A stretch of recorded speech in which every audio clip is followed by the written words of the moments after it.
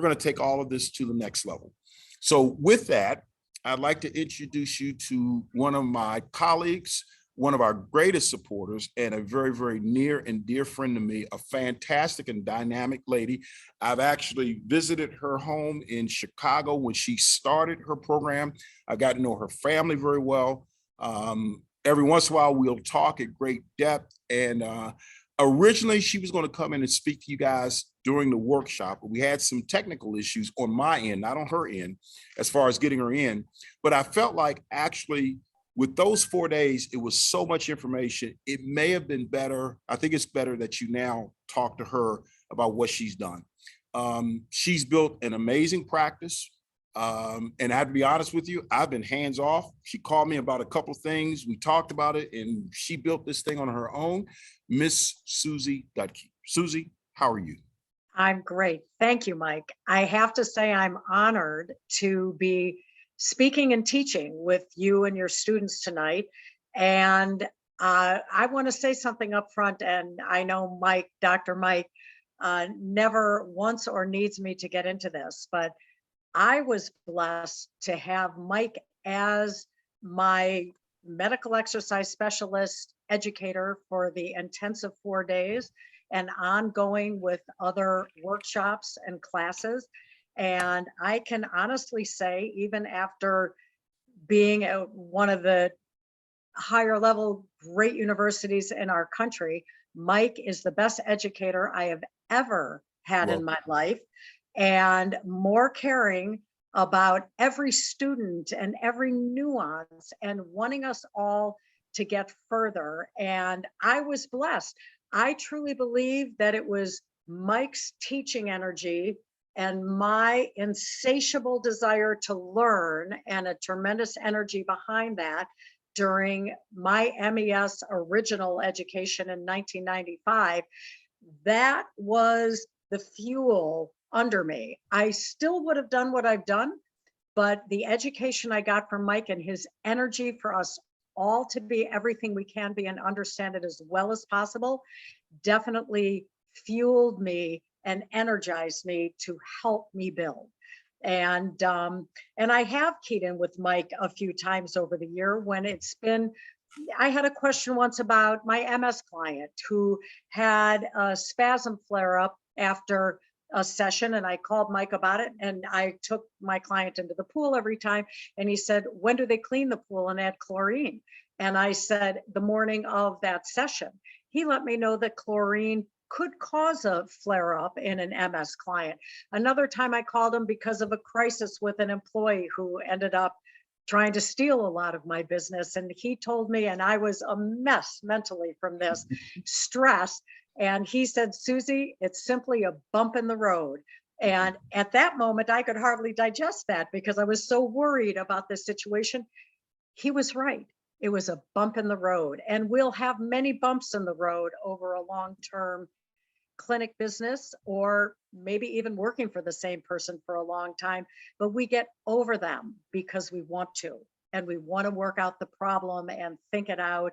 And each time I've had a bump in the road, and I've had a full-blown healthcare practice that I developed, I've come back stronger and better afterward. And a lot of passion behind it, a lot of hard work, but making our, and I'll talk about this later, calling them patients and clients, making them the top of the pyramid.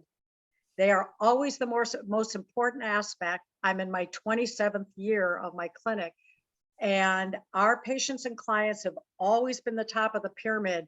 And then I make the business decisions behind that to keep the balance in the business so I can stay open and make sure that we're all going to earn a living, but my principles of care always stay there. And it's been fantastic. And I can honestly say, as I have now decades behind me in age as an adult, and you start to think, have I done good on this earth, while I've been here? And I feel that all of the people that we have helped and changed their lives from coming in worried that they would never be out of pain and worried that they'd never get back to things like climbing the stairs well, or picking up their grandchildren, or getting back to the baseball league if they're younger, they do get back. I say I'm in a feel-good profession. And when I think about my life, I know that from the education I got and the work I've put into my clinic, we have changed countless lives for the better. And that's why I say I'm in a feel-good profession, even though it takes a lot of work. Susie, if you don't mind, let me ask. Now, folks, I remember when Susie took the course in Chicago. I remember I had finished the first segment, and this little dynamo walks up to me and is saying, hey, I want to do this and whatever. And I think, what, 2 or 3 months later, we went back to Chicago and did a second course. And 2 or 3 months later, Susie had opened her own facility. I was like, wow. And it's been growing ever since then. So Susie, tell us a little bit about the start. Where did you start? And what did you do initially? And then kind of how it grew from there. And folks, the reason Susie is here is because when I say it, I know you're kind of like, well, Dr. Mike, you're a physical therapist, whatever. Susie came to us and she took our course. You were a personal trainer and aerobics instructor, I think, group fitness instructor. And she grew this thing on her own. I've been up to visit her facility a couple of times. So Susie, how did it all start? Where did it all start? Right. Well, I spent 28 years as a professional photographer. I raised my daughter as a single parent most of the time through that. I started teaching high impact aerobic classes to make additional income for our travel, coverage, financial coverage, to have some fun. In that, I had the opportunity to start working with 2 women at home, and I got certified as a personal trainer. Did the background for that, and a little bit of studying, got certified as a personal trainer. One day, one of my clients, she told me that her shoulder was hurting and it really hurt her to lift her arm. Well, I felt really inadequate by saying this, but the only thing I could say to keep her safe was, don't use that arm today. And I knew I had to go beyond that. Fast forward, it was like an epiphany happening in front of me. Within a couple weeks, I opened up the IDES monthly magazine that comes out, and here's a full page advertise for medical exercise specialist training with a bit of detail on there that hit me to the core. I couldn't get on that phone fast enough to find out a little bit more and sign up for it, which I did. And I remember walking in, I had just run my first marathon. I was worried I'd get stiff sitting down for 4 days. My cat was in its last stages of life, and I was so worried to be away from home. That's right. Yes. And here I am, energized to soak in everything that I can, and had the grace of an educator who absolutely was dynamic and not only kept my attention the 4 days, but I stayed up till 2 or 3 every morning studying what he had given us every night, and adrenaline every day, and adrenaline kept me going. So that was May, and I was seeing people in home, and January of 1996, I was looking for the right space, and I signed a lease for my clinic and began to get the right equipment for it. I had a grand opening not too long afterward, and Mike said to me, be aware not too many people come to grand openings. But I had friends of mine from the community who knew other people, and I had them come to be on the equipment and just make my clinic look active. And I had a great turnout, and I get great food. I mean, if you treat people right, they will come. So it all went up, not just slowly and gradually, but beautifully rising from there. And every opportunity I had for building, I did it. And I can honestly tell you, there were times that I drove to work thinking, if I only had 3 more clients a week, I could not worry about my bills. And do you want me to get into how I built it now, Mike? Do you want me to Sure. talk about that a little Sure. bit? If I may, let me ask you a couple quick questions. Now, during this period of time, you have a daughter, Yeah. Willow, correct? Still in And I high remember school. you had a ferret, Yeah, as well as two. other things. So And she's cat. doing this with a daughter. At that time, I think Willow was what, junior high school, No, something like she was probably a junior in high school then. junior in high Yeah. school. Okay. Uh-huh. So she's got a daughter at the same time, juggling all of this stuff. So she's gone down the same path many of you guys have. And Susie, you didn't have a very large clientele when you started out, did you? Well, I had zero. I started out with nothing.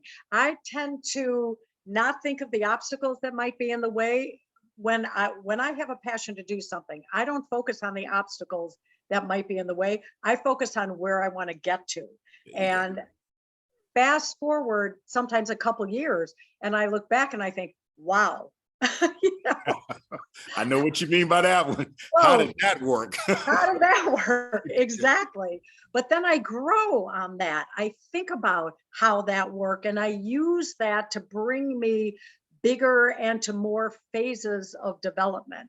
So yes, I had a lot going on. I was totally financial responsible for all of it. I'm paying the rent on this place and I'm buying equipment, and I'm going to work thinking if I only had 3 more a week, and then if I had 2 more a week, and what would life mean if I had 5 more a week? Well, Mike calls this old-fashioned marketing, and I call it the way to go. Mhm. Okay. I know we didn't have in 1996, we didn't have the whole social media thing, so it wasn't even an option. We Mhm. have it now. I don't use it because I don't believe I can convey to the public what I do in my clinic, what we give to people in their sessions and in their time with my clinic, which is Fit for Life Rehab and Fitness Clinic. Didn't start that name, but then I tailored it to what I really realized we were doing. So I changed names after the first year, totally. It used to be Fit for Life Workout Studio. And I've kept the Fit for Life Rehab and Fitness Clinic now for 26 years. Mhm.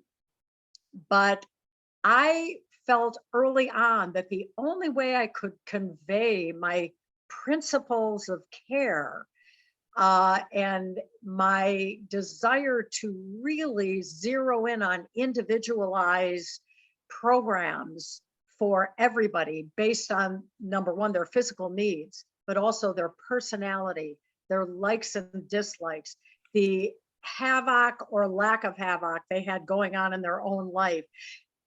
How could I convey that through a print ad or through a posting when social media did start? I couldn't.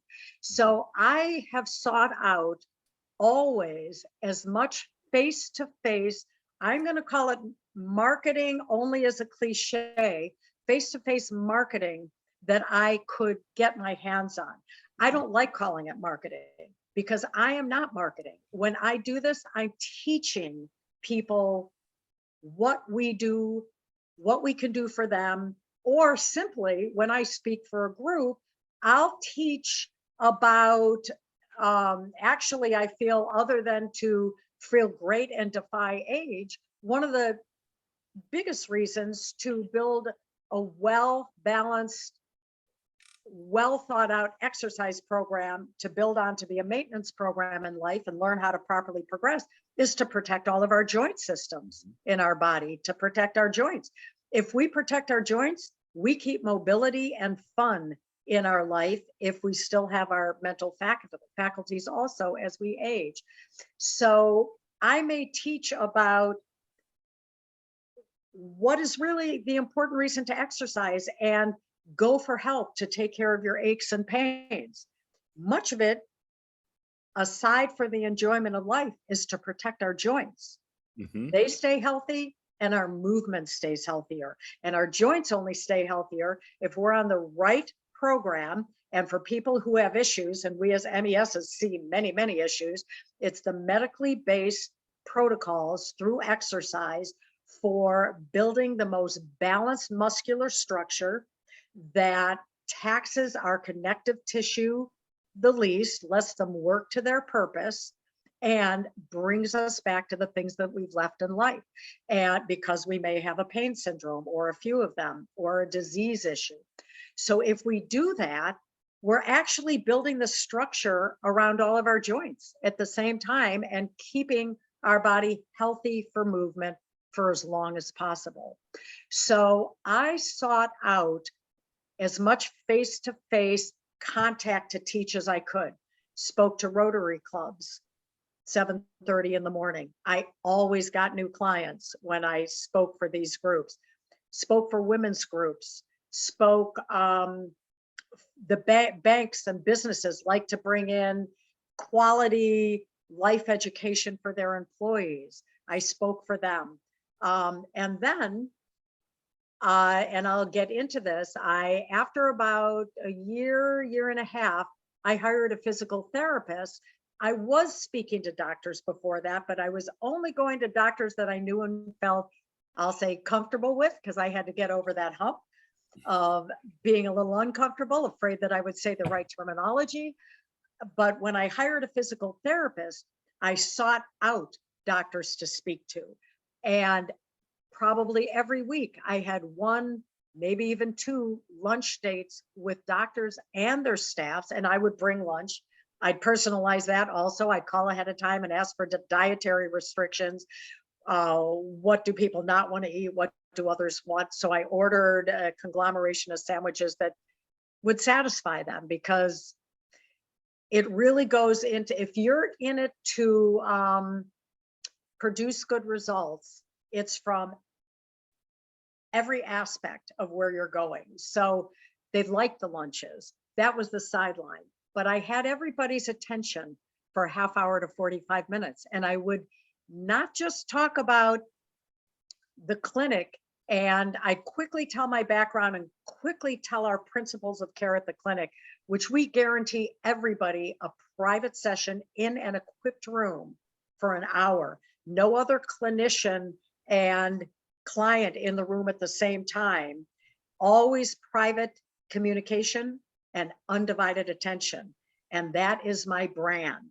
And a lot of people don't do it that way, because you can earn more money by putting two patients and two clinicians in the same room. But I feel we get distracted, and other people can hear what somebody feels a little uncomfortable talking about with their physical self in front of other people. I need to know the nitty-gritty of what's going on in somebody's life. I need to put together why this pain syndrome may be going on by learning more about their home environment and what's stressing them. And you don't get that out. You don't get somebody to talk about that. You can never force them. But once they feel comfortable with you, and it's always this private one-on-one, people open up. Many people have said to me, this is like I'm going for my head therapy at the same time as what my body needs, and that was a compliment. I knew I was there to get rid of their physical, help them with their physical issues and get back to what they weren't doing in life and get their body protected. But if I was helping them in that way too, a lot of people said to me over the years, have said, this is the only time I'm listened to like this in a whole week, because life is busy and crazy in a family and everybody's got their needs. But here I was privately, most likely 2 times a week for a full hour with somebody. Sometimes it was for 10 to 12 sessions, but truthfully, some people are still with me after 33 years. They don't, number one, I think they like the relationship and what they get out of this private time, but they also, some people are afraid they won't be motivated to do it on their own. They don't want to give up the progress that they've made. So my mission is to get somebody out of pain and on a maintenance healthy exercise program with the medical exercises, protocols being what brought them to this better place, and release them with a maintenance home exercise program, understanding how to progress it safely and when to progress it and when to kick back to the foundational things that I gave them, because they did something a little silly that brought back the knee pain or the shoulder pain. And I suggest to people, if you ever aren't doing your home program regularly, come in for a booster session or two. We'll get you back on track. Or if you can't get rid of the ache that's happening, come on back. Or if you have a different injury, come on back. And so truthfully, the only time we see people is if they've dropped off their home program for the same issue. They've dropped off their home program. Otherwise, we have taught them so well that they'll come in for another pain or discomfort issue, but not what we originally saw them for. Right. And truthfully, Mike, when Mhm. you reach people and they know that you're truly there for them and Mhm. you're using your critical thinking skills every minute that you're with them, you're not glossing over, you're not looking at everything through any gauze. You're watching how their body is executing the exercise you gave them.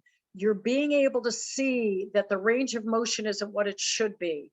You're seeing that another part of their body is kind of taking over. The Mhm. muscles are becoming too active where they shouldn't be that active. That's critical thinking skills. That's using our great education to think in the box, very important, but also to be able to think out of the box. And people appreciate this Yeah. and they see how enveloped you actually are with what's going on with them. And they love and need, I believe, need to, but they like to be treated this way. So then their husband or their child or their tennis partner has an issue. And the first thing they say is, I need to give you Susie Duttge's number so that you can go to Fit for Life and they can handle this problem of yours. And so I see I see 3 generations now because I've been in this a long time, family members, tennis partners, neighbors. And I remember when I was early and starting out and somebody, I was instructing for ACE and I was networking with somebody. I just become a off-ice trainer for a master off-ice trainer for competitive youth ice skaters. This was early on.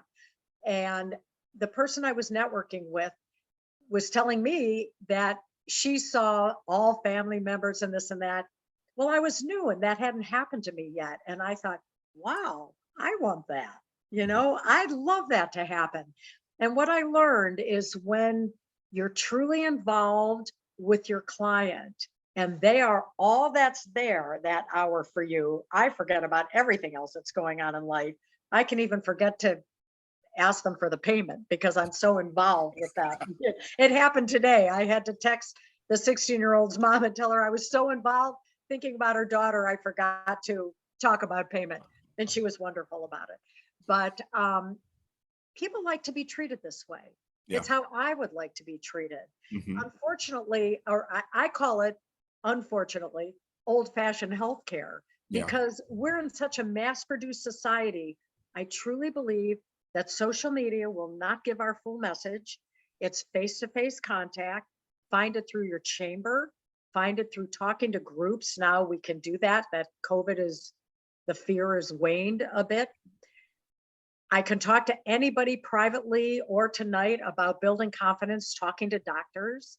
I think we all start a little afraid of Well, that. Susie, can And I ask you, may I Sure. interrupt for just a second? And I know that some of the students are stuck trying to market their practices. And you're like me. That's how I was marketing before social media. And social media to me will never take the place of getting to know people, answering their questions, and them getting to know you. So I know we've got some folks on the call that are private practitioners. They've got their own facilities. They're trying to do this social media thing. So I'm going to wonder, I bet you somebody probably has a question. So if you don't mind, I'm going to open this up for questions because of some of the things you just said. So some of you folks that I know are trying to build practices, please ask Susie a question. Anybody? Hi, Susie. Hey, Hi, Dr. Mike. This is Selena. Hey, hi, Selena. Selena. Hey, Selena. My question is, in regards to your presentations at the Commerce or Rotary clubs. What is included in your presentations? Well, I'll decide the topic that I want to discuss. First, the person who hired me, I asked them if they have a preference of where I go with it. They usually say, you're the professional, take it where you want to take it. I open up, I tell in literally 90 seconds, I tell my background and I give the bullet points that are important. And in another 60 seconds, I tell them about my clinic and our principles of care. I don't believe people come to want to hear about just my clinic and how I run it or my background. They want to come to learn something. They want it to be a valuable half hour to 45 minutes. So I decide the topic that I'm going to talk about. And I have a few, and one is what I mentioned. Why do this exercise thing all of our life? You know, what are the reasons?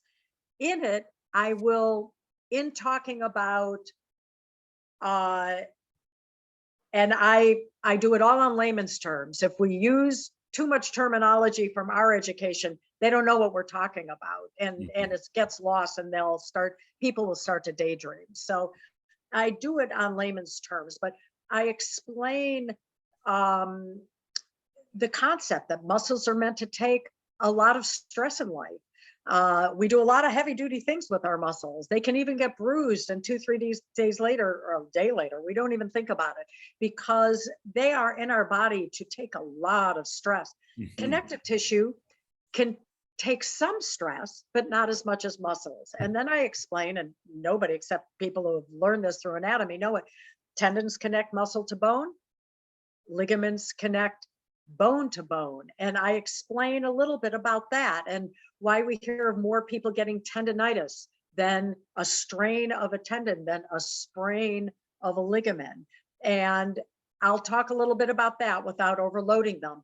And then I talk about what it means to exercise the muscles, to also give continued vibrancy to the connective tissue.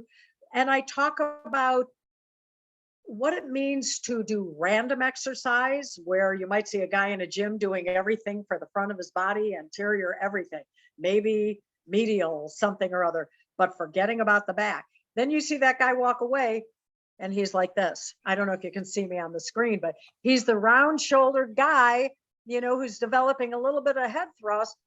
No shock, because he's not balancing the exercises for his posterior self, for his back, for the back core, for the glutes enough. Too many people have weak glutes. So I talk about the importance of getting in the proper instruction for an exercise, healthy exercise program, so that it's built to give balance to all the muscular systems around every joint. And I tell people, just like when my toilet breaks at home, I call a plumber to fix it. When we need to learn how to do the proper exercise program for maintenance throughout our life, or we have an ache or a pain, you call the clinician who has a background in that, like a medical exercise specialist. And then we know we're on the right track. I will put in things about properly hydrating. I'll talk about how important recovery time is, that exercise is the time that we're stressing our system in an organized, educated way for the person giving us the program. And we need recovery time, because it's actually in that recovery time that our body is saying, say it's me, oh, wow, Susie may do that to me again. I better synthesize protein properly, absorb the glycogen, grow the cells to be stronger and healthier in case she does that again. And it's actually in our recovery time that we're building our strength. We're stressing ourselves during the exercise, and our body is reacting to it and chemically growing stronger in case we do it again. We are survival beings, and I explain this to everybody. We Now, Susie, gradually adapt. What? Susie, may I ask a question? And forgive me.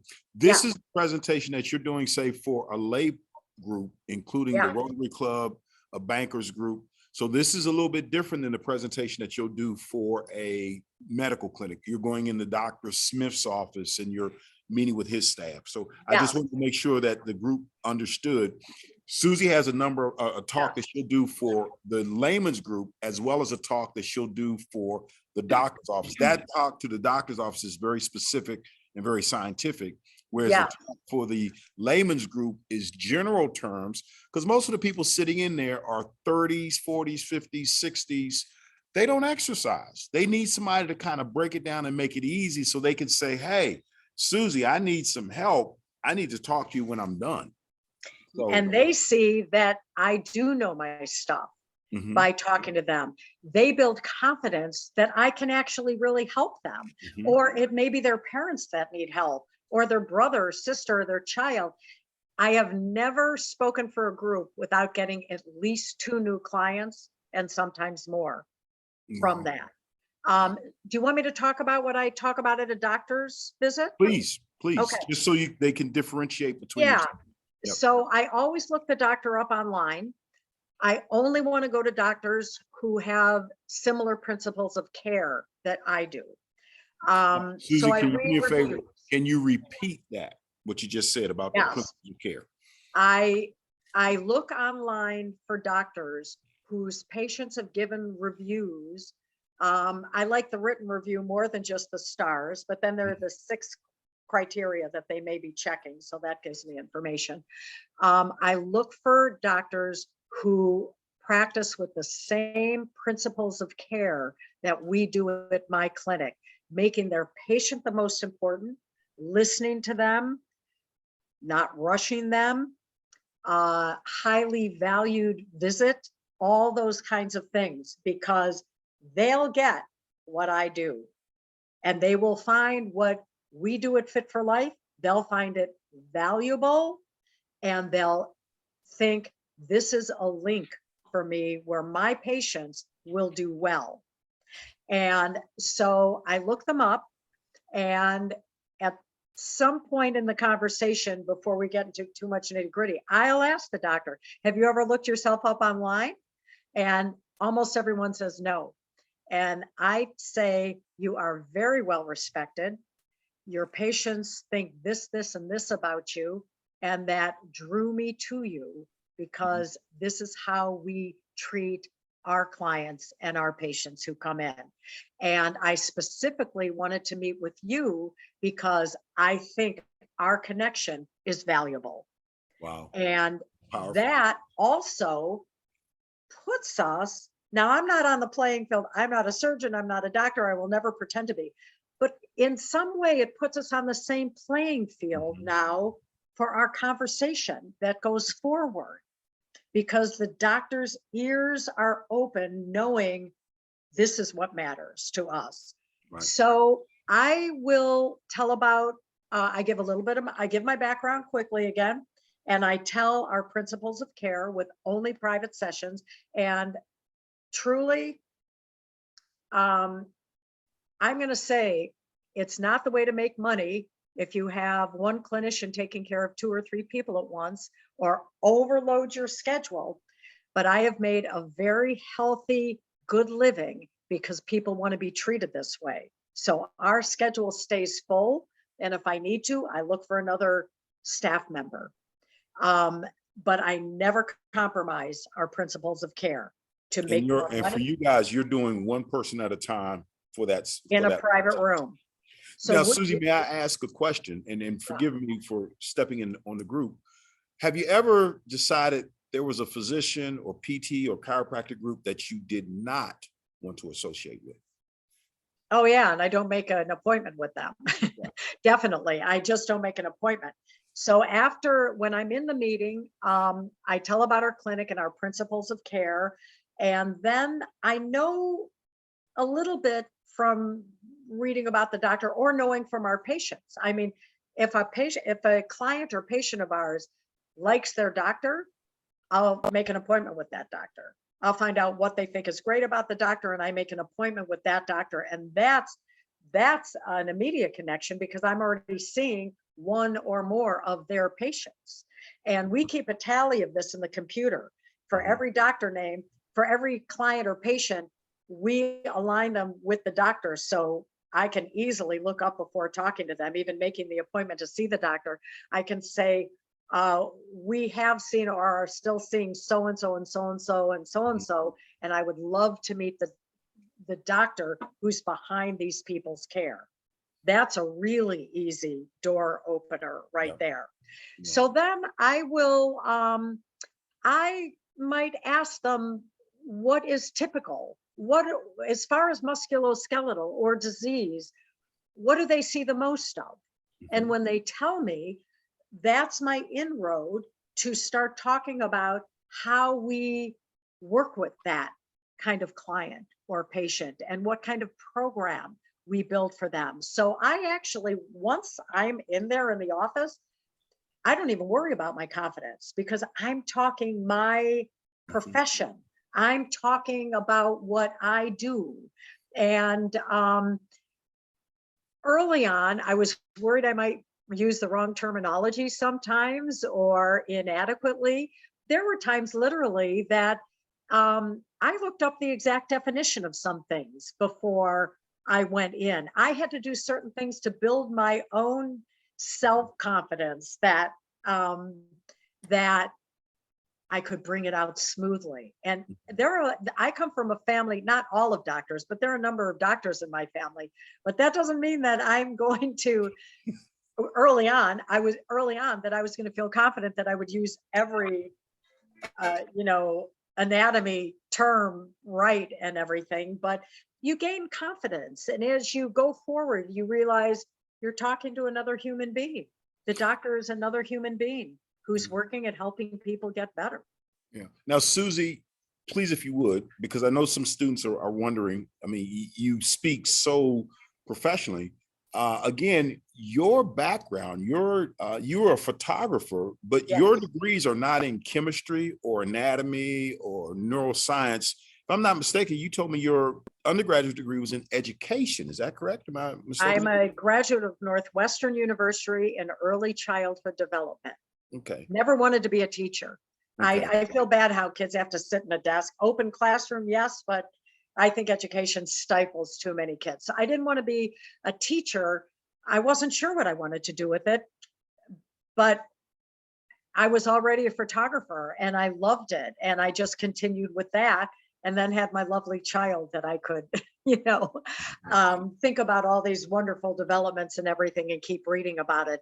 But I actually am a teacher now, and I have been a teacher for 27 years in my clinic and the years that I saw people in home before that. And what I said to the 16-year-old that I started with today with her initial session, I said, I teach a lot as we go along. I think it's valuable to understand why we're doing what we're doing. It helps people comply with their home exercise program, and it helps them understand where we're going and why we're spending time on this and the importance of it. And I said, and it's giving you an education that will stay in your mind for your health all of your life. And some of these things don't change because it's our biophysics. Right. Now, let me ask a question real quick, because just to make sure the students are clear, we make a very clear distinction between client and patient. And I know in your situation, you do have, at one point you had patients, and now for the most part you have clients. So could you please touch on the idea of, at one point you actually hired physical therapists. So you had a physical therapy. 22 years, yeah. Yeah. And then you also had the MET entity.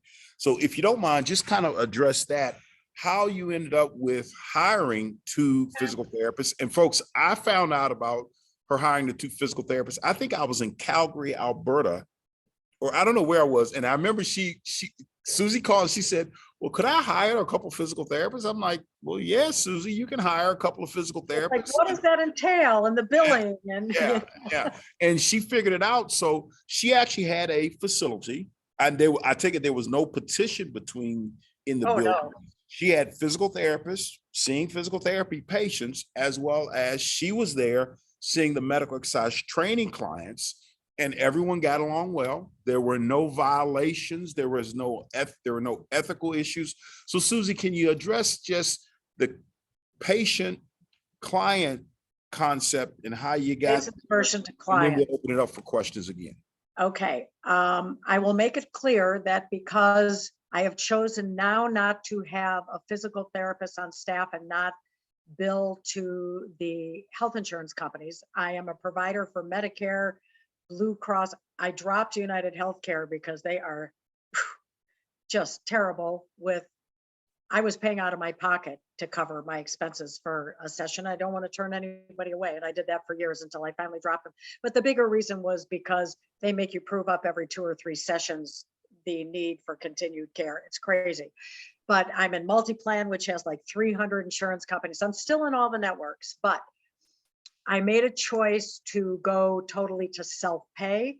And at that point, the physical therapist on my staff, her husband wanted to move them to Florida. It was a good break time. Physical therapists are expensive to hire. They're hard to find in my area. Anybody who wants to be working is working. But physical therapists want my working environment. So I did hire them, you know, and hired quality ones.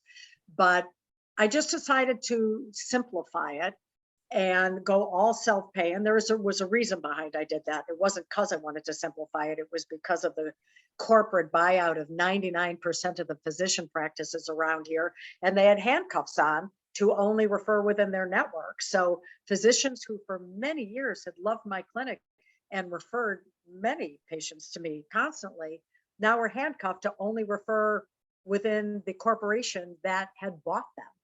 And when you say the physicians were referring to patients, they're referring to the physical therapy component of your facility. Yes, yes. Well, they knew me best, you know, Right. so they would say, call Susie Duttge, but they would be funneled to my physical therapist. So I now only have clients, and it's very important to make this differentiation. So we're never promoting that we are what we are not.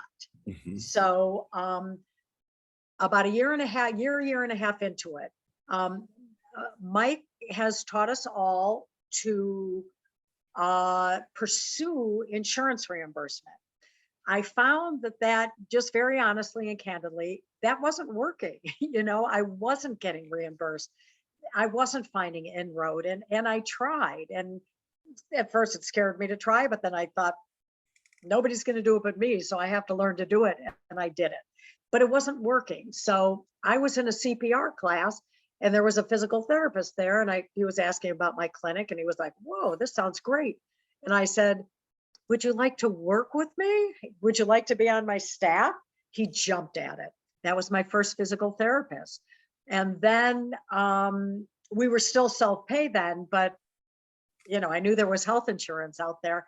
I remember networking with you, Mike, and Bill. Do you remember Bill? I remember Bill very well. Yeah. I just And thought he about would- him. Yes, he would say, don't worry about it because you might wait a month or two for that reimbursement, but they'll roll over. So you don't have to worry. One will come in while you wait for the others. And that's just totally true. So that's how I grew with, I have had 2 physical therapists on staff, sometimes 1, sometimes 2, only not 2 because I couldn't find the right employee for a while, but, and got very involved with insurance reimbursement. You actually become an insurance specialist because Mhm. if you're going to understand the EOBs, the explanation of benefit, you have to understand every nuance of insurance and the changes that are happening and in network, out of network. And actually, my accountant told me I should run a side business. This was a number of years ago, helping people understand their insurance policies, but I was busy enough and I was happy to do it for free. So this is what I did until the corporations buying out private practices of physicians started to affect my clinic.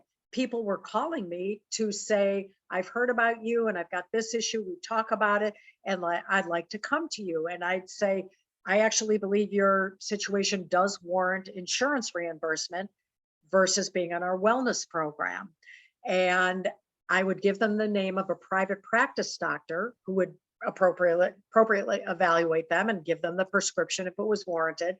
And I'd give that name and I'd say, or you can go to your physician. And 100% of the people wanted to go where they felt familiar, their own doctor, who was part of North Shore University Healthcare or Northwestern Lake Forest or Advocate.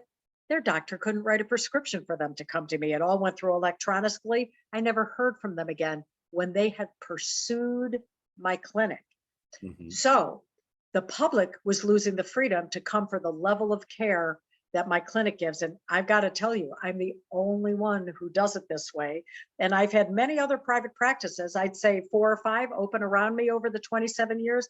They've all closed and I've made it Mhm. because of what is our principles of care.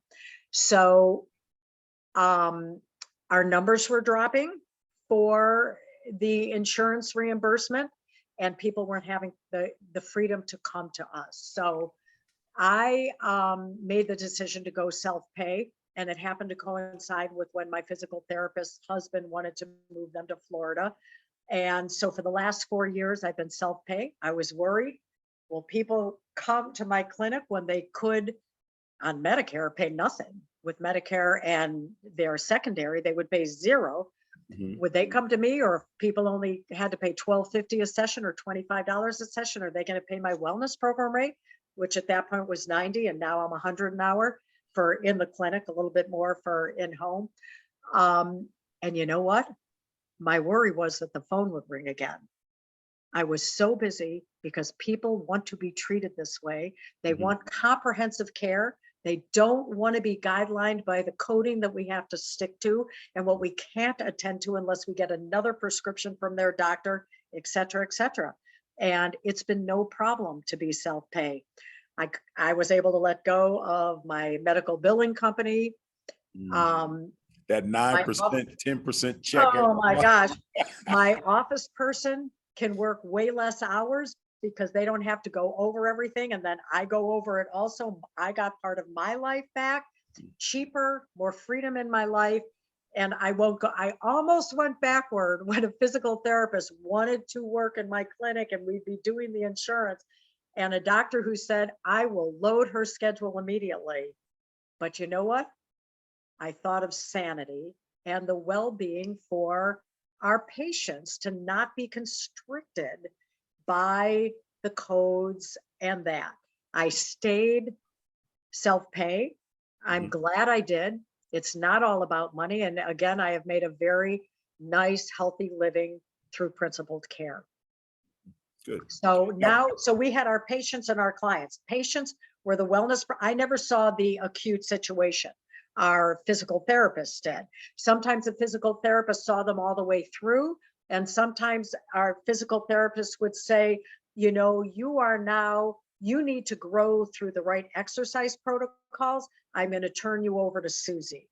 And then I would take them over. So we all worked and switched rooms. If there was a piece of equipment in one room that, you know, the therapist would tell me ahead of time, I'm going to need that. So we'd say, okay, half hour through, we'll switch rooms, you know. We worked in the same space, but we knew who were clients and who were patients. Mhm. Everybody I saw was a client. I'm not a physical therapist. People call me a physical therapist all the time around town. And I say, no, I'm a medical exercise specialist. yeah, you have to correct it. So now Oh, I know Selena had a question there. Selena, did we get your question answered for you about how to make that presentation? Yes, and also I had a follow-up question. Susie, how often do you do these types of presentations in the, you know, with the commerce and or Rotary yeah. clubs? COVID put a kibosh on it, and I haven't done any since COVID. I don't think they're really, the meetings are going, but I'm happy where I'm at with not doing that right now. Before COVID, I would try to do, I'd say 4 to 5. This isn't going to sound like a lot, but I'm busy, you know, 4 to 5 a year. Oh, and I forgot to say something.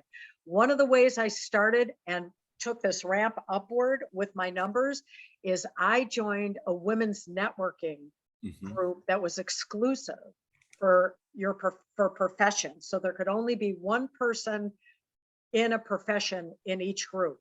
It was every week, met at 7:30 in the morning. It meant I had to get up at 5:45, and I'm not a morning person, but I did it. You're committed or you're committed. There's only one choice. And so I was in that networking group for about 3 years, and that was amazing because they supported me as I supported them. I then joined some other networking groups that were not exclusive, which is fine. I had confidence in the way we do things and talking about that.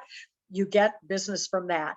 So some of those I did weekly, once a week. I would try to limit that to once a week in the morning.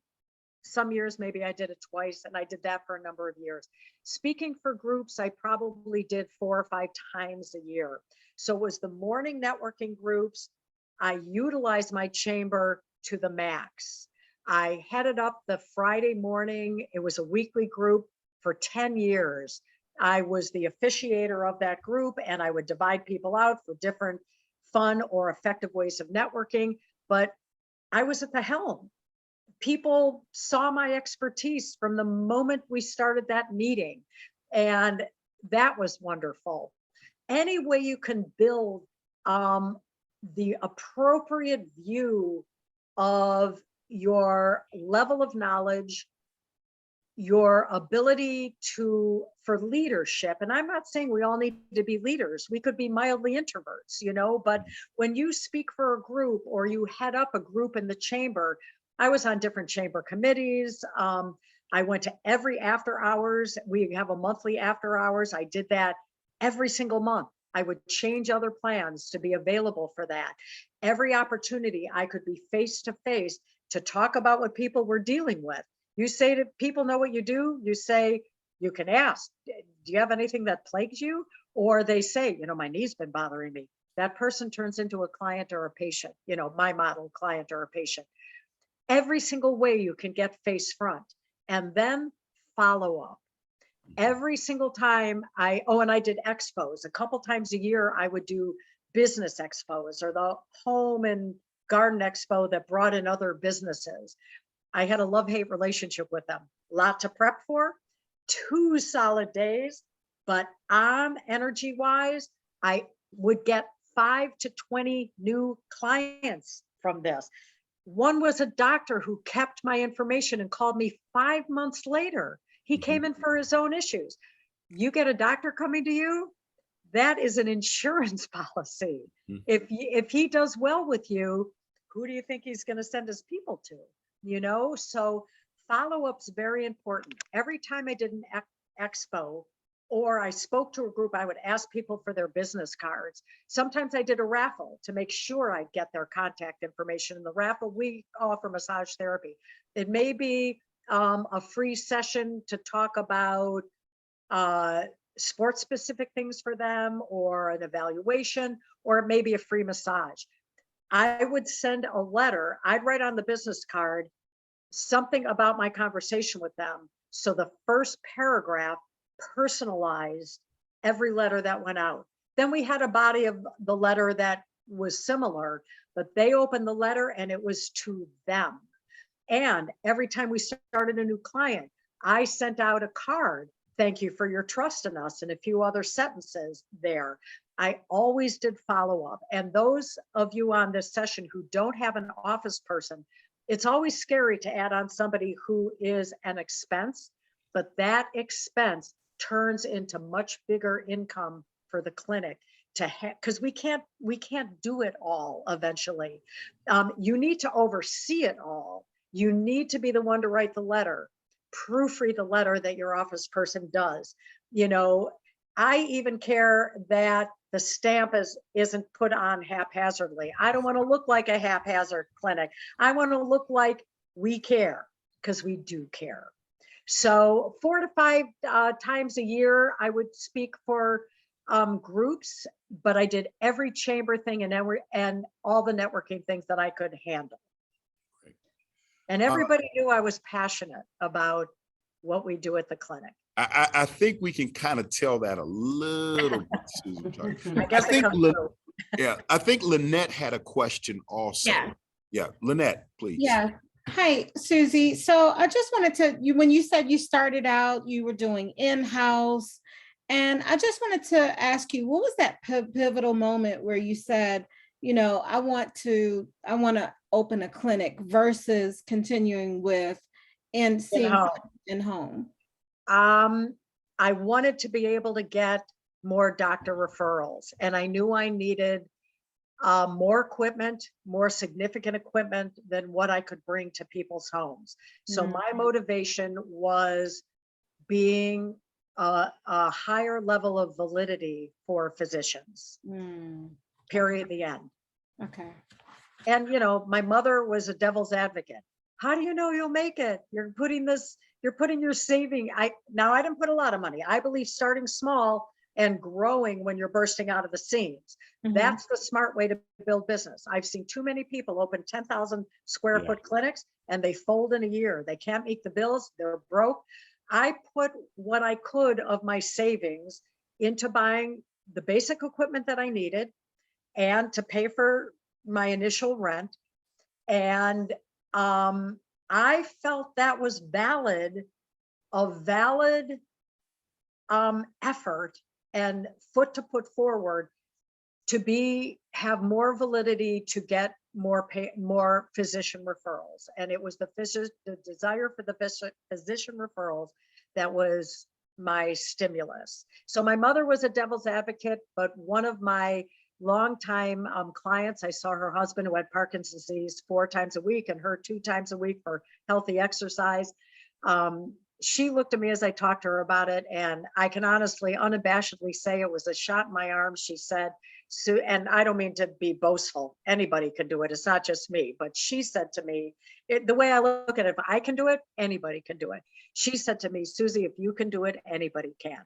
And the way I look at it, if I can do it, there's nothing special about me, just the desire to survive and succeed and pay my bills and do right by our clients. So doing right by our clients, top of the pyramid. But I cared about surviving and being able to pay for my daughter's college and making successful what I put my foot forward to do. And it was all about then building my critical thinking skills, always making my clients the most important aspect of the clinic, and they still are, and they know it. And many of them have become like family. I've been at the last rites of one of them especially, who was with me for 33 years. I was at her last rites. Families, I don't mean to be egotistical. This is just how invested people understood I was in them. My name has been mentioned at a number of funerals of my senior clients who have passed away because the families knew how connected their mom or their dad was to the work that they and I did together. And I ran my first marathon because Oprah did it. I thought if Oprah can do it, I can probably do it. And it's really all in the training and all in the education and all in the making our clients being the top of the pyramid of importance and building our critical thinking skills to know what we're looking at, to decipher observation of it, and then that immediately analyzing, is this protocol going as it should with this body in front of me? If it is, great. I stay on the progression that I was planning. If it's not, I may ask them to do it again, and I may look at them from all around their body, and I do my quick analyzation of why it's not going right. I change my plan and I back it up, and I give them what they need to strengthen other supportive areas of their body, areas that support this place that we're after. I give them what they need to strengthen that before we can go after that protocol that they couldn't do quite right. That's all in critical thinking. And if we become good critical thinkers and envelop ourselves in not only what our client is telling us, because they may not know how they're doing it, but what we're seeing, apply our education very much in the box, because we learn appropriate things, but then think out of the box for how this can go better if we're not seeing what we thought we might see from giving them a certain protocol to do. So, and and teaching them. So I might have just gotten off stream of what you asked. That's all right, Susie. But you know what Susie's saying, folks, is correct. It is, everyone is looking for that skill. The skill is critical thinking. And the reason Susie and I became over the years, I would say, so close, and we were able to communicate so well, was because literally her story is the same story I had. I quit a job as a PT director to go out on my own. And the one thing I always felt was the patients came first. And you have to really understand the basic stuff, the anatomy, the pathology, the physiology, so that you can now think outside that box and do what they need. And in the Susie, how long have we known each other? 26 years? 27 years, because I've had 27 a clinic years. 27 and Yeah. a half, 27 years in May. Yeah. That every conversation we ever had over those years was always a conversation where I knew she had done her critical thinking, and we were having a high level conversation about strategy rather than, well, what should I do? She had a direction she was going in. And Susie and I said this before we got on the call. We both said the same thing. We had business plans, but a weekend, that business plan was in the trash, and you had a new idea what was going on because things just changed. And trial and error. Yeah, As there far as is the no business magic end goes, trial formula and other error. than I'm going that way and I'm not going to let anything stop me. And that's why I wanted to have her this evening, because she epitomizes what medical exercise training can be. You know, she put her daughter through college. She's paid the bills. She's a dynamic person. And I know other MESs that are in her community that have told me, hey, her facility is way out ahead of everybody else. And she has a steady clientele every day. Susie, how many clients did you see today? I saw 6 today, but it's the steadiness of the clientele, you know, that it's never dry. The phone rings, you know, it's a keeping the balance. And actually, one reason why I'm not pursuing speaking for groups right now is because I'm about as busy as I want to be right now. And I don't have a line on to an additional staff member right now. And that's part of the business balance. You want to be as good during the day with the first person as you are with the last. And I have spent many years seeing 8 to 9 a day. But I will share that the pandemic brought something I never thought would happen to me, the desire to bring balance into my own life, you know. And I now I know that financially I can afford this now. I want to keep it so that I'm not only a working person. Right now, where I'm at my life, I want, thank you, I hate to say this because of all the tragedy, but thank you, pandemic, for stopping me in my tracks and realizing that I can actually give time to other things that I love to do in life too. So a 6 client day for me is just like a wonderful balance, you know. And the 16-year-old, our initial session is usually an hour and a half, but there was enough to talk about. She stayed for a little over 2 hours, and I want to be able to do that instead of feeling like I have to shove somebody out the door. But I always book a 2-hour window just in case for an initial. I want to say one thing about furthering our education. I think that it's very important to take the best classes that you can for where you're at. I think it's possible to go into classes that are actually too high level and may not be meaningful for our practice, our own practice. But I think we shouldn't go just for that streamlined, easy way to get our CECs. I think we should aim for the best CEC education we can that's realistic for where we are and where we are in our education. Aim higher. Don't aim so high that we're not going to understand, you know, enough of what's going on there, but don't aim low just to make those CECs easy, because some of the stuff that I've learned, like in compression neuropathy of the upper extremity, some of it is more what a physical therapist is going to do, but it's certainly increased my understanding for the medically based exercise protocols that I would be giving somebody who's been dealing with that, So aim high, not so high that you can't understand it, but go for further good education with your CECs, and it's going to help your confidence. It's going to help grow that out of the box thinking along with the in the box thinking. And again, I do have passion for my career, what I do. And probably everybody on this call does also, or you wouldn't be on this call tonight. But it's all about investing yourself and being there for your clients.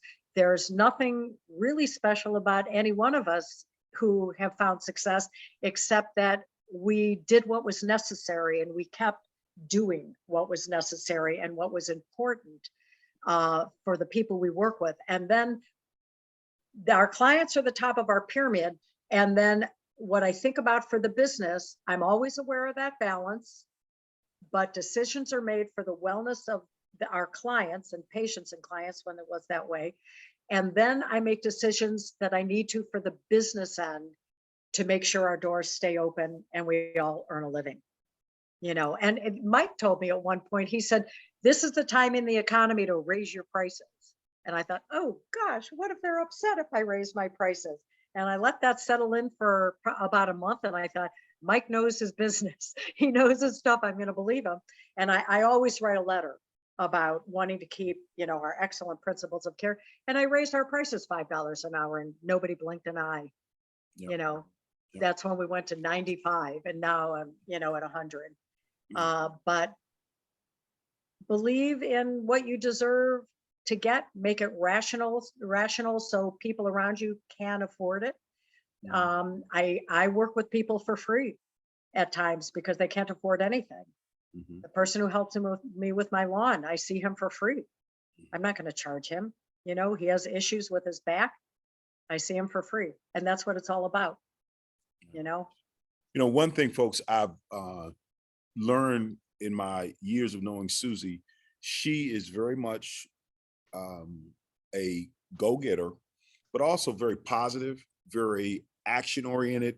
And Susie, I was just thinking about it. I don't think I've ever had Susie give me a call where she was like, what do I do? What do I do? I don't know.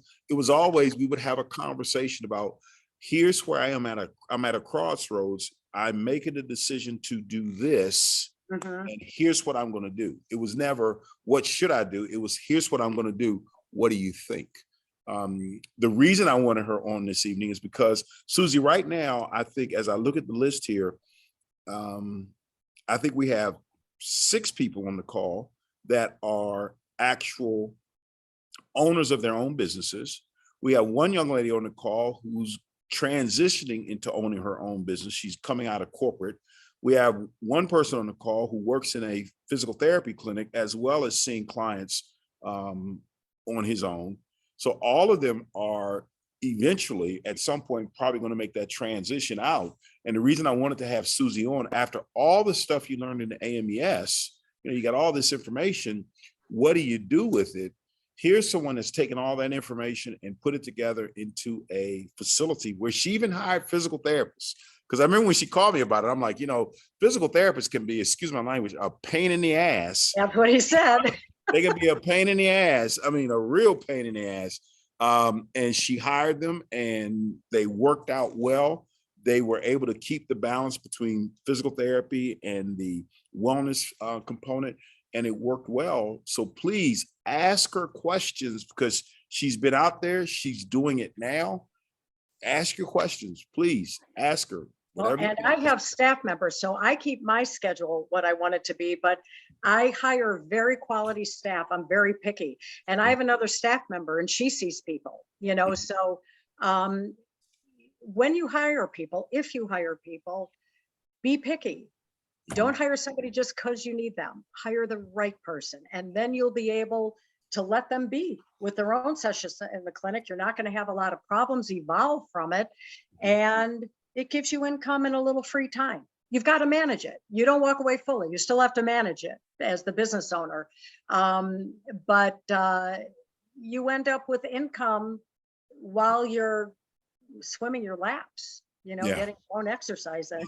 Now, Susie, I never That's thought on about that. that. While you're swimming your laps. That's Yeah. a good one. I like that one. Anybody else? A question for Susie? Anybody, please. I know someone has a question for her. Hi, Susie, it's Cheryl, and thanks so much for doing this. This has been wonderful. My pleasure. I'm going to shift gears here. So I got an extra fun question here because I'm looking at your website right now. And It's not impressive. but I can read it. So that's all that I need. Yeah. I see a golf program on here, and I'd love to hear more about that and what you do with that. Well, golfers are fanatics typically. They Yes. always want to be better, and they're always comparing themselves to the people that they play golf with. Mhm. And they leave the course either feeling great or feeling a little low, and they're hard on themselves. So they're a prime Indeed. population to go after.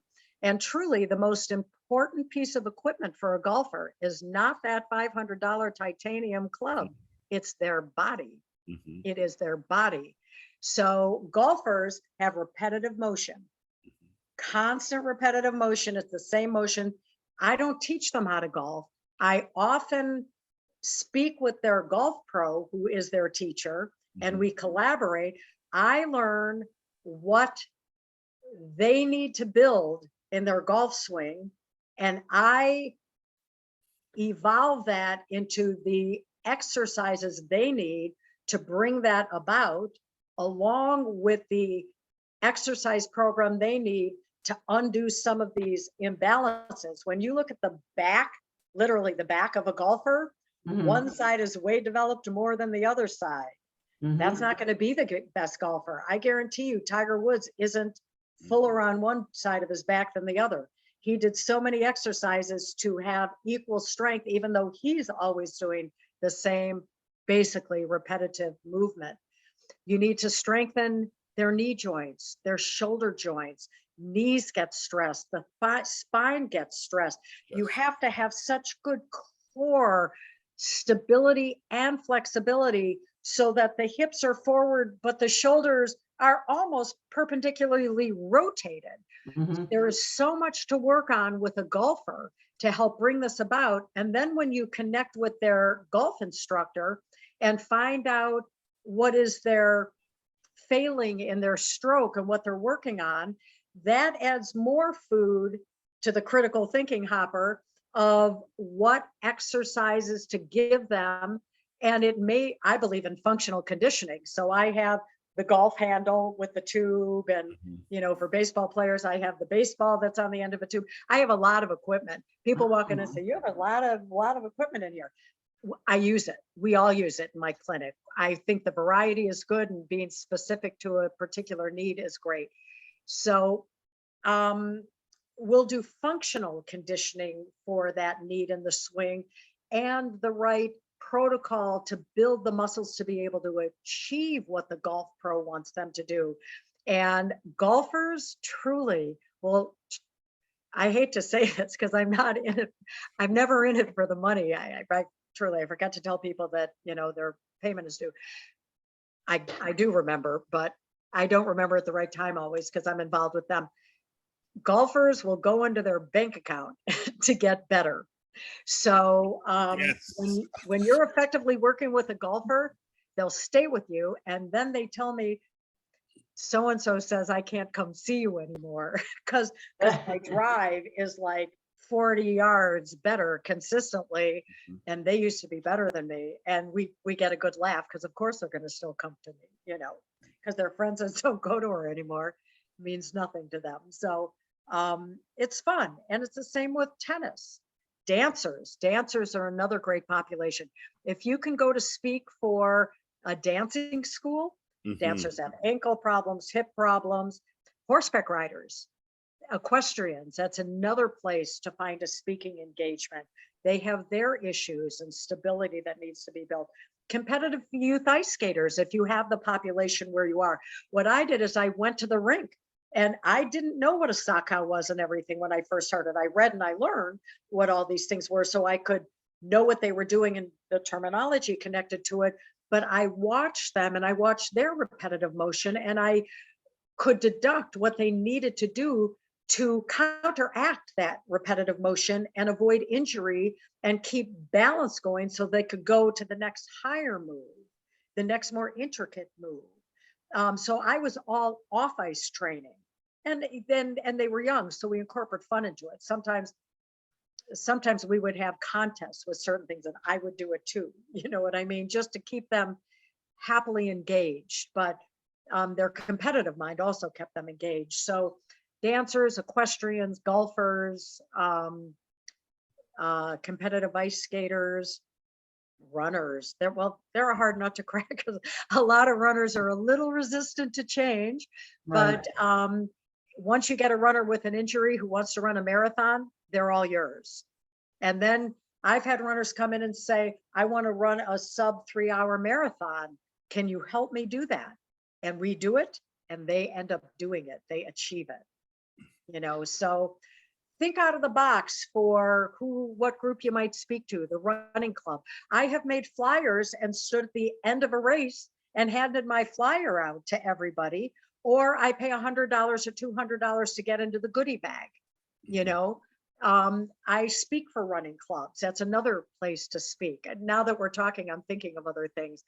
I put the golfers on my website because they are such a niche of Yeah. highly committed.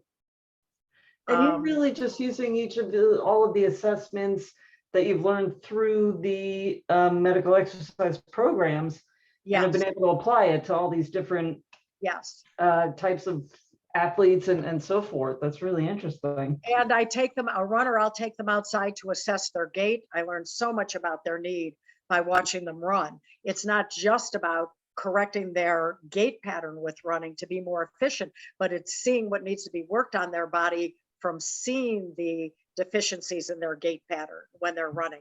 This is all, again, it kicks back. All of this comes into that critical thinking area. Critical thinking sounds like, wow, will I really know how to do that? It's really all observation and analyzing, and then putting our education to work, you know? So yes, so I do many of the protocols that I learned through my MES education, but then I do other things. I analyze by watching them, you know, and I will intentionally ask them to do certain things so I can deduct from that what their needs are. So some of the evaluation is spontaneous, and some is based on their sport, and some is based on my education. And it's fun. I mean, my passion comes from just, I really enjoy doing this with them, and I enjoy my clients. I enjoy getting to know them and all the lifelong connections, you know, I have through this. And it's just, the more we put ourselves into it, the more we also get out of it. And it's a cool thing. And you know what? One of the best gifts of life is finding our potential, and nobody can hand that to us. We need to find our potential. And boy, my nature is to live a year at a time in a different city all the time and experience the cultures and the people. But I had a child, you know, so I couldn't do that roadmap anymore. I needed to build in place. And I learned about myself and my own potential and capabilities. And then in time, the community knows about you, and you end up being on a board of directors, you know, and you get involved in that way. And for 10 years, I was on the board for Great Lakes Adaptive Sports Association. I've just retired recently from that on purpose, nothing about the organization, but we provide athletic instruction and sports opportunity to people with physical disabilities. And we have some athletes who are and have been in the Paralympics.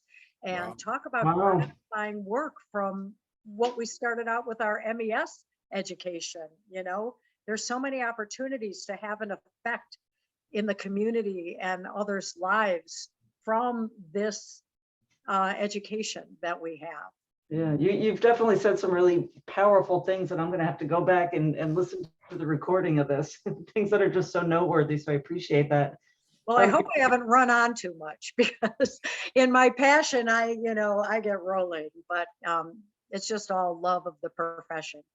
Yeah, that is definitely evident. I do have one question, one more follow-up question to go back to a topic from the first hour, which was you were talking about the expos. So what are some of the things that you showcase at those?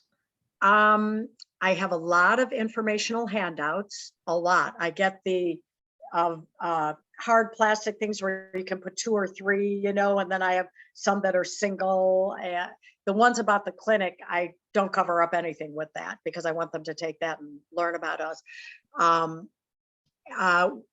I showcase,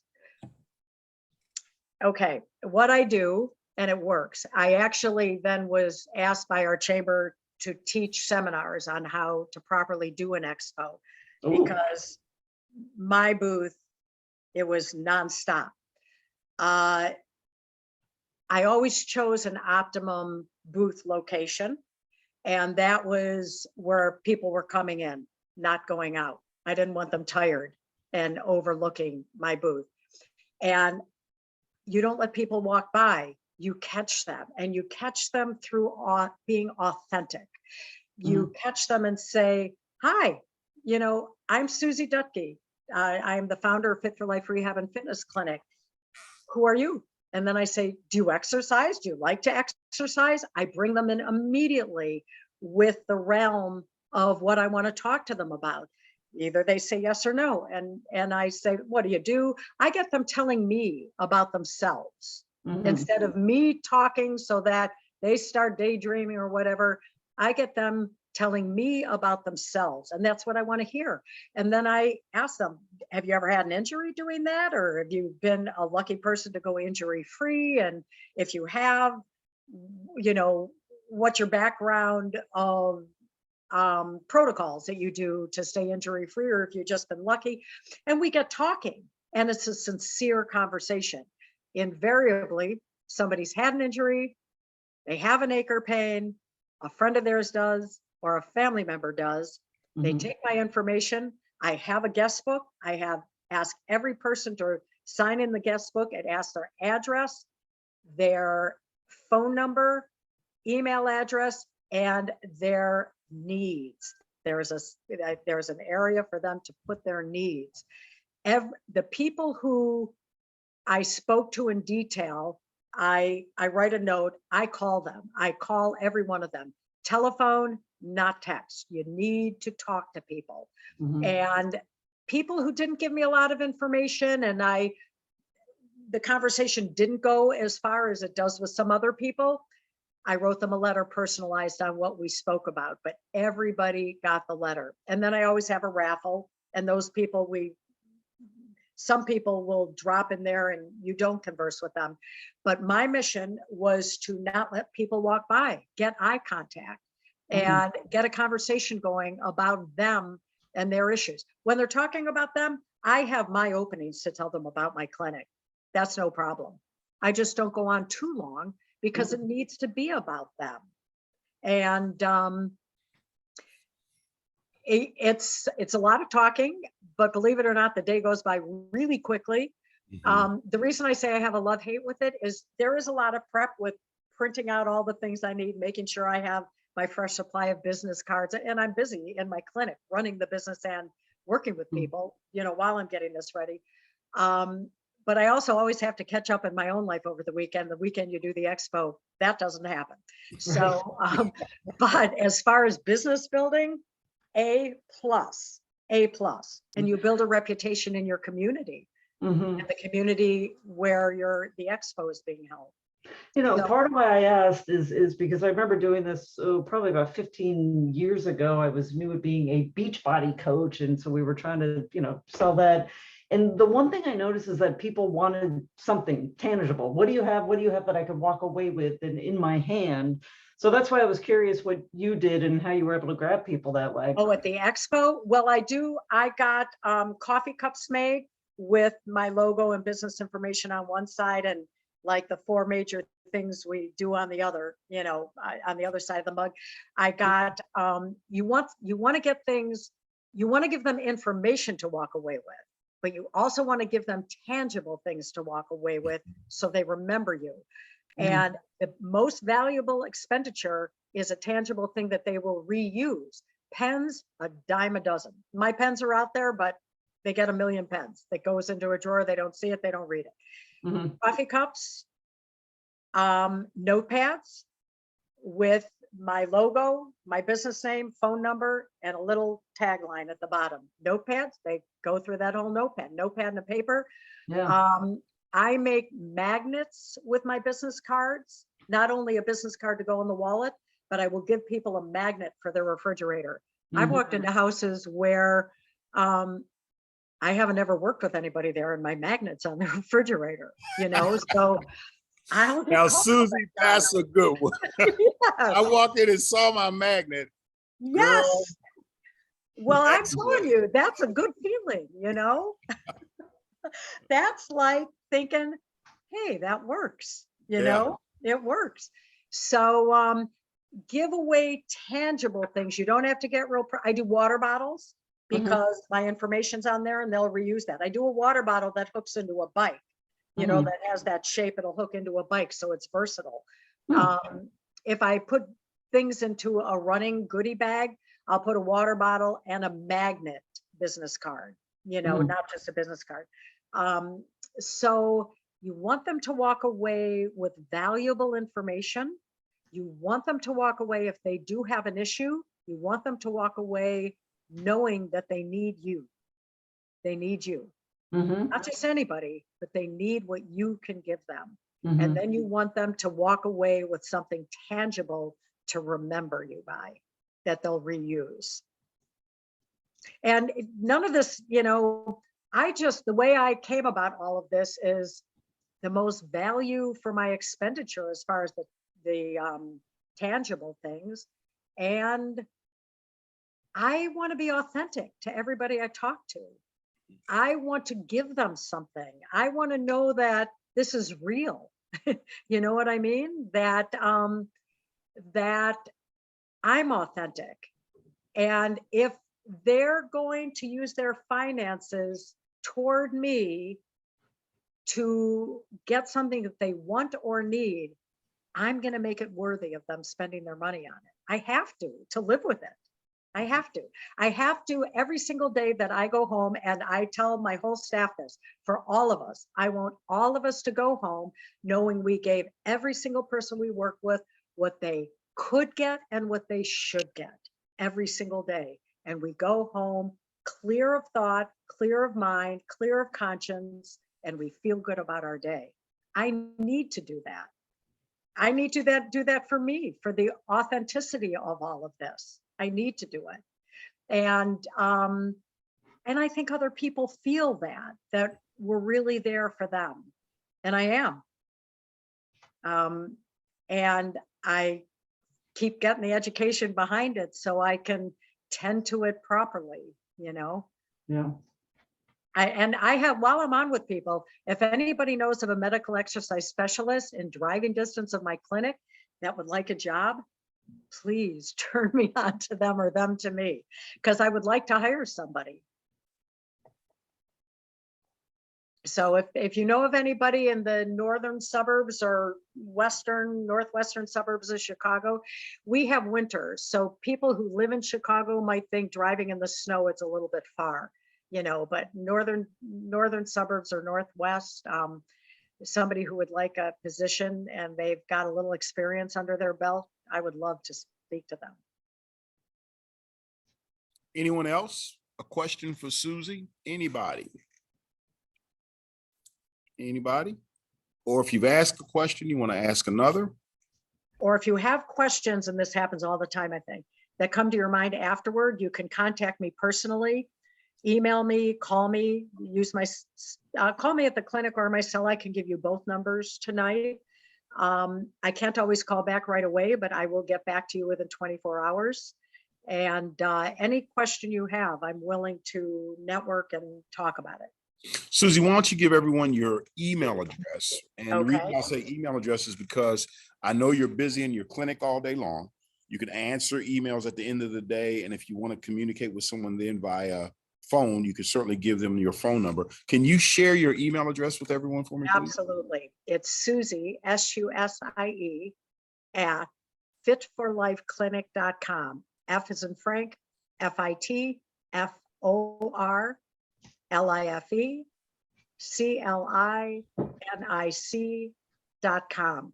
Now, if you look up my website, somehow during the pandemic, all the pictures got dropped off my website somehow, and I don't know how. And I've not corrected it yet because it's going to be very time consuming.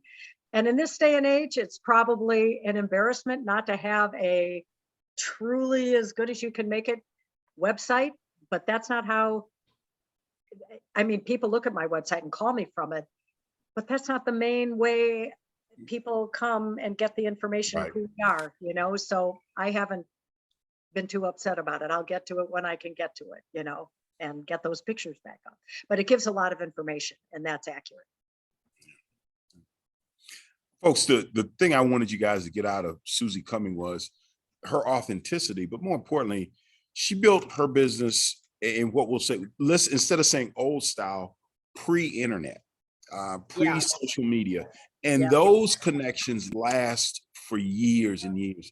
And the idea, she's saying that she comes home in the evening and she's given everything she's got intellectually, physically, emotionally to these folks also, and then sits down and tries to absorb more information. The key with all of it is the ability to critically think, take all of that you've learned and apply it to a client with the idea, I'm going to make a difference in their life. It's not about me, it's about them. And Right. that's why we've been such good friends over the years. And I have a great amount of respect for her. She's And probably one of likewise our for mine. best MESs on this planet. And Thank she's inspired me. I think when I started realizing how well she was doing with it, it made me realize, wow, we've got a profession here that we can build and not just simply a bunch of certifications. I mean, Oh, when it's you a take profession. when you can take a workshop and you can pay the bills and pay the mortgage and put your daughter through college, it's a new profession. So, Yeah, yeah, it does, it's been healthy in every way. mhm. It's been healthy. It's not always been easy. No. And it's a lot of work. And I've had some bumps in the road with the changes in the healthcare industry or the government, what they do, Yeah. bumps in the road, but I come back stronger. And I had the bump in the road that I unfortunately had an employee who was very dishonest and stole a lot. And I had to recover from that. And that's when I called Mike in a panic and he said, Susie, it's just a bump in the road. And he was right. It was a bump in the road. You know, as long as you're going in the right direction and you're doing it to help people, the minor bumps in the road will never stop you along the way. It comes with owning a long-term practice or business, anything, any profession, it comes with that. Is anybody on the call from Chicago or are you from other parts of the country? No, I don't think we have anyone on the call, on the phone, on this session from Chicago. But Susie, I've got a list that I'll send you tomorrow of the folks that I think in Chicagoland that would work well for you. I think we've already had you contact one young lady there. She's going through the MES program now. Yes, and she had a lot of stuff going on in her personal life. We're going to connect at another time. She did Right. contact me. Yeah, but any questions you have or a bump in the road, call Mike or call me that you feel you're having or working out. If you're just feeling nervous to go to talk to a physician, whatever it may be, you know, we can connect and help you get further. Now, I'm going to ask you guys, please contact Susie if you have questions, but a lot of things, she built that business herself. And a lot of things she won't be able to coach you through. Some things you just have to get over. That little guy that's talking to you, that's putting doubt in your mind, you just have to say, you know what, I'm going to go out here and do this. And I remember meeting Susie at the class in Chicago. I can actually see that vision in my mind. She was carrying her book. She had on, I still remember, you had on a pair of blue jeans and a blue shirt. And she walked up to me. And my first thought was, okay. And I think we had lunch together one of those days. And she had a number of questions. And I think a couple of weeks later, she called me back and she had answered all the questions. This is what I'm going to do. So in some instances, stop doubting yourselves. Stop. Well, what if, stop the what ifs. You cannot live life on what ifs. Live life on, I am going to get there by hook or crook. I remember my daddy used to say that, and you figure it out along the way. Honestly, by hook or crook, in every honest way I can, by hook or crook. Yes. Yeah. And Yeah. I remember going to Susie's first facility. What is about 4 or 5 months after you had taken the course, she allowed us to do a regional yeah. exercise protocol. That's right. That was a Yeah. long time ago. Yeah, that was a long time ago. And she had a 2-room studio Yeah. that she opened up, and you had a lift machine. I think it was hoist or lift A machine. hoist. Yes. A I still hoist. have that. Yeah. And she's expanded from there. And Greatly. folks, it just grows. It grows. You just keep moving forward. There is no time to start. There is no, hey, you got this piece of equipment. It's just jumping in the water and learning to swim. And every once in a while, a shark Have is going faith. to bump you, Having and a faith. dolphin will come along and push the shark away, and you just go for it. And I think Susie's living proof of that. Yeah. Yeah, have faith. And I have felt anxiety at different times. I have felt nervous about going into a meeting. The first group I ever spoke for, I just went into another room and took a few cleansing breaths and said, I can do this. Mhm. And I walked out, and within 30 seconds, I wasn't nervous anymore. Mhm. So we're all the same. The best thing is to be authentic. Learn what you've been taught well, even if you have to practice it on a friend to feel comfortable doing it with a client. Learn it well, keep getting more education under your belt. Don't be too afraid of the business end, because everybody does it to at least some degree by trial and error. Mhm. And I once thought that maybe I should go for a business degree, get a master's in business.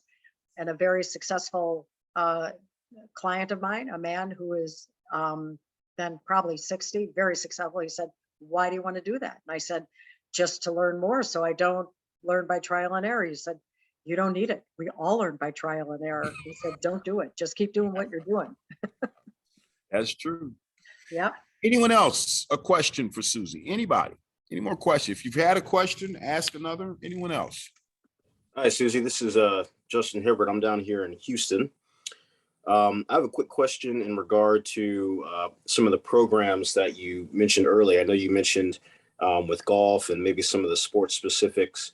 Has there been any programs that you've presented or that you have reoccurring that are around lifestyle or, for example, I'm kind of thinking of postpartum exercises. I know with me being a recent new father, I notice how when I'm holding my little girl, you start to get that lower back pain, or I'm sorry, the upper back pain from just being tired and exhausted. I'm thinking, what do I need to start doing for myself? But then also maybe there's something around presenting that as a program for others. I don't know if you've had programs like that you've presented to doctors or others that you might have reoccurring in the year or anything like that. Well, first off, congratulations on having your little girl. It's Oh, thank you. fantastic being a parent.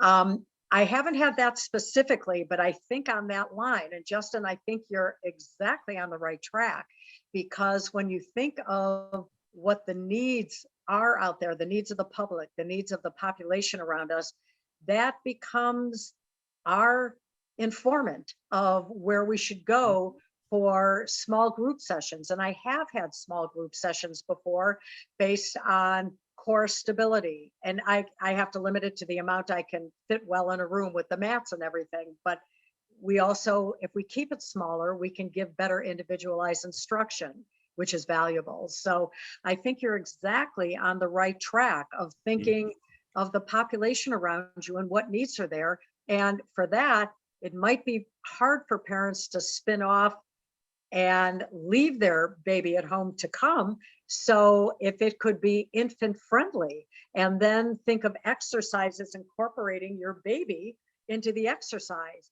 I mean, if you're going to do healthy I'm going to call them crunches. There's an unhealthy way to do them and a very healthy way to do them. You put your baby across your core and you've got a little resistance there, and your baby feels your flow and your heart rate. And, so weigh whether it would work best if the kids are at home. Could you get the parents there, or would it be a problem? Or should you devise a program where you integrate the baby into it, and then the parent may actually have the ability to get the home exercise program done at home because they're doing it with their baby, So, but I think you're exactly on the right track. Think of the need in your community and of the people around you. How about ergonomics? I've been paid to go into people's homes or corporate offices to look at every desk situation and evaluate the ergonomics. For a company, it saves them a lot of money. Huge dollars. To what? I said Yeah. huge dollars. Huge, to not have people be claiming workman's comp because they can't turn their head anymore. They have such a bad cervical or shoulder girdle issue. So going marketing into the corporate world for ergonomic evaluations, and assure them that you're not going to make a program that's going to cost them $100,000 in replacing equipment. You're going to work the best that you can with what they have and be honest about what might need to be replaced. Putting different size phone, do we still get phone books? We still get some phone books in my community, but putting or just books, library books, different size books under the laptop can help bring it up. You don't want your, to have a shortened angle in your elbow, but there's so many things that you can do without it costing a company or a person who works from home money. But that's an avenue, ergonomics, with people working at home and at computers so much. The physical problems that happen to us as we're raising our children and we're carrying them on one side all the time. Justin, you were right on. I'll tell you another thing that I do. I am hired by various corporations in my area and villages to do the functional screenings for candidates before they're hired. So I'm often the last stop. They've passed the psychology test, the background and everything. Now they want to know the position that they're gearing them toward. Can they actually do that? Now, they can't not give a person a job based on some of this information. And I don't ever say whether I think they should get the job or not. I find out what the job demands are, and I write up an individualized screening, functional screening for that particular position. All I do is give that the information of how they did on it, how they did with each task. Did they complete it? Were they out of breath? Were they able to do it without being out of breath? I never make the decision.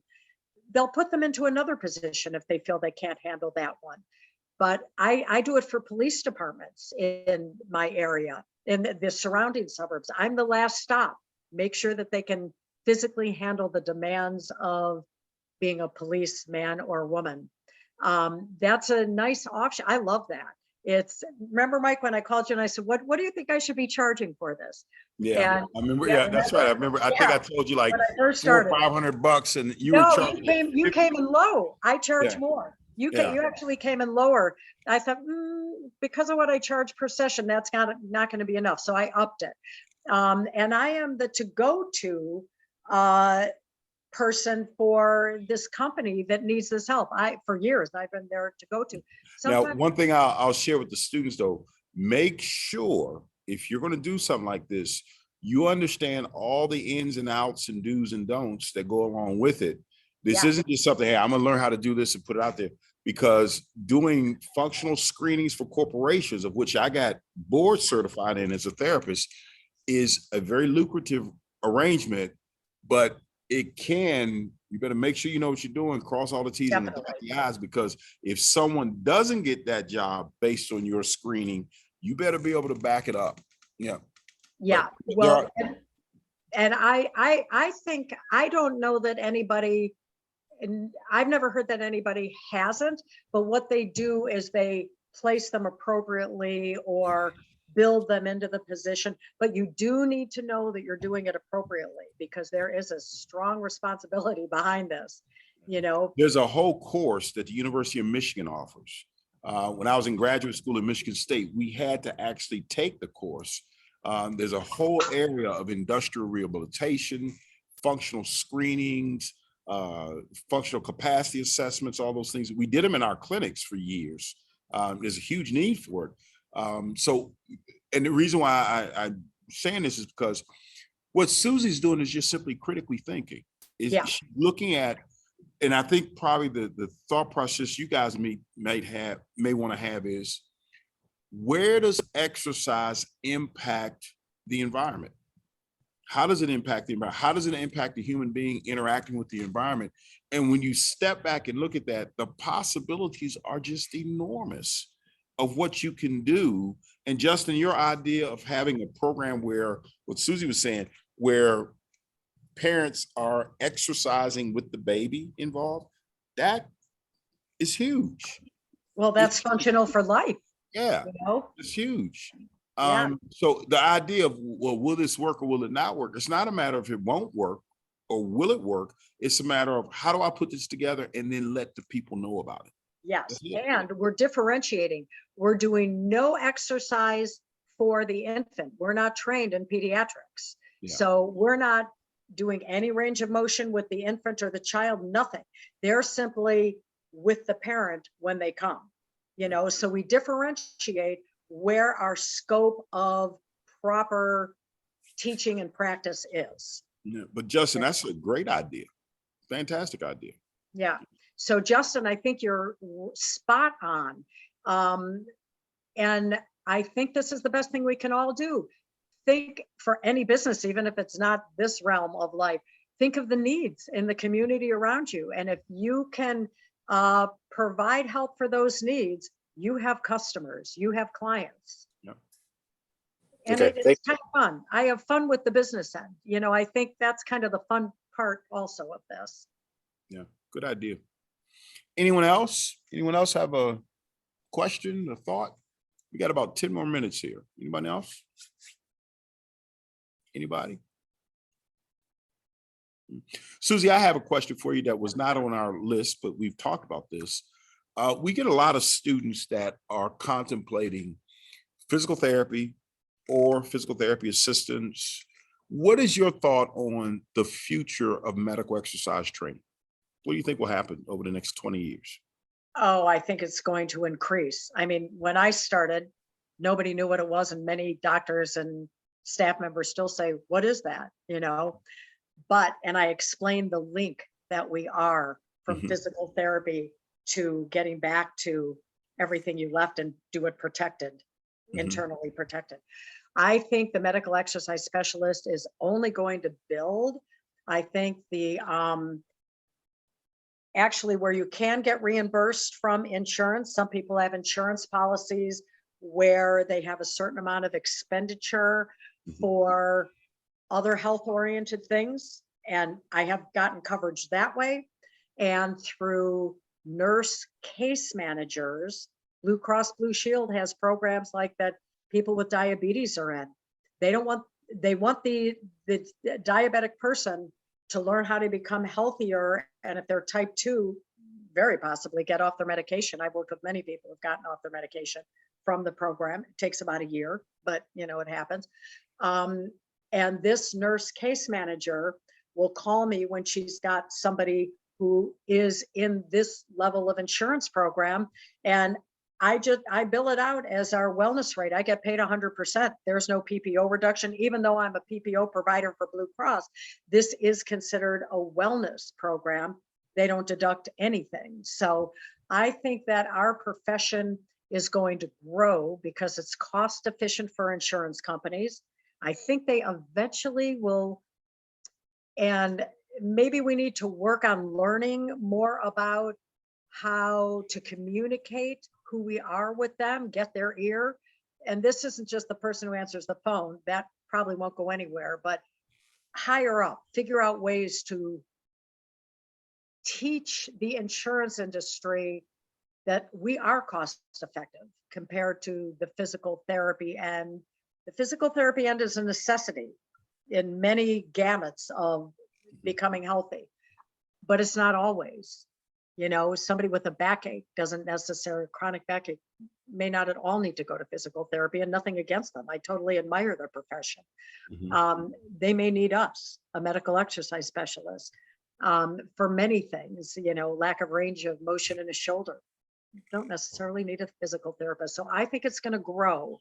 And I think being willing to talk about who we are and what we do, and sometimes to the right people, meaning the physician or our client, suggesting that they let their physician know who we are. That's sometimes the best voice, our clients speaking on our behalf, not as a marketing tool, just let them know what I think it'd be great for your doctor to know what you're involved with us. They'll like that you're doing this. They may have some questions for you. And I think it'd be great for your doctor to understand that you're involved in a program like this. You know, that's an open door right there. The best communicator is that client you already have and that things are going well. So I think it's only going to grow. And that's why it's important to keep the quality further education coming into our process. And I see this as, and I say cost effective, just thinking of an industry and healthcare standpoint and the government and all that. I think it makes total sense for cost effectiveness for that. And it gives the public what they need, you know, and a lot of them have deductibles. A lot of people have $10,000 deductibles that they will never satisfy in a year. So why pay the high medical rate to go to physical therapy when it may be a medical exercise specialist who is the appropriate person? Now, sometimes we're not, and we have to know the difference. And Mike teaches that well. And I remember the early teaching that I got from you, Mike, to always differentiate and know when we need to refer beyond. Okay. So that's important to always keep our heads straight on, always. But we are sometimes the totally appropriate person. Sure. Yeah. And it's going to be cost savings for somebody, other than going into a very high deductible that they'll never satisfy in a year unless they have a catastrophic event happen to them. God forbid they do, you know. So I think it's only to grow and become bigger. I think the only limitation we have will be medical exercise professionals and their ability to produce outcomes, creatively represent themselves to the medical community rather than waiting for the medical community to come to find them. The medical community won't come to find them because they're too busy, and if they don't know with their own thing. And I think a lot of our MESs are waiting for the medical community to come to them. They aren't. They're busy. No. We did a pilot study with Blue Cross and Blue Shield a few years ago where they came to us and asked us, hey, can you help us with these things? We did it here in one of the cities here in Texas, and overwhelmingly, it was a success. And they wrote $85 checks for every session like clockwork. No problems at all. I think it's here. We just have to, as a profession, and there are many gamuts in the profession, that we have to raise the level of professionalism and standardize things across the board, but we're going to get there. Yeah. Well, I am not in favor of standardizing programming because we have to use critical thinking. That we never when we say standardized programming, like protocols or guidelines, where you don't say you've got to do this. It's just like medicine. We can make changes for the client, but we don't have any standards in the fitness industry with regard to how we manage things. And that's what I call thinking in the box and then out of the box. That standardization is thinking in the box. And then we need to learn to also think out of the box to know what we're looking at. Yeah, I agree. I agree. We got a long way to go, but I think we're on the right track. Yeah. And I've got 10 o'clock. And all right. Yes. Susie, thank you. Thank you. Thank you. Thank you. And thank you for being everybody a great supporter and a great friend and a great professional and a trailblazer. You have been a friend and a supporter for years. And I cannot tell you how many times I've talked about you to other people use you as an example to other folks. You've done a fantastic job, and thank you for joining us and sharing this evening. I cannot tell you how much it means to me, and I think it'll mean a lot to the students. Well, So it's been my honor and my pleasure, and thank you for asking me. And thank you for being my educator as a medical exercise specialist, because I know that helped make a difference. I know who I am and my energy, but you were behind it all the way. Well, So thank you. do me a favor, give us your email address again. So anyone who wants to Okay. email you can. Susie@fitforlifeclinic.com. Okay. Okay, contact me anytime. And again, a busy day. If I'm out of town, I may not look at my email every day, but I'm not out of town that often. I will get back to you, and more than happy to network. Dr. Susie, Jones? thanks again. I'm sorry? I put it in the chat. Oh, you got it in the Oh, chat? good. Okay. Thank you. Okay. Thank you. Thank you. Thank you. All right, folks. Thank you again for joining us this evening. Susie, thank you. Susie, I'll talk to you later on this week, or actually All right. tomorrow. I'll give you a call sometime tomorrow. Everyone else, we will see you guys on Sunday. We've got a client management session on Sunday. We're going to look at the shoulder. So everyone have a good evening. Thank you again, Susie, and we will see you soon. Take care, everyone. Thank you, everybody.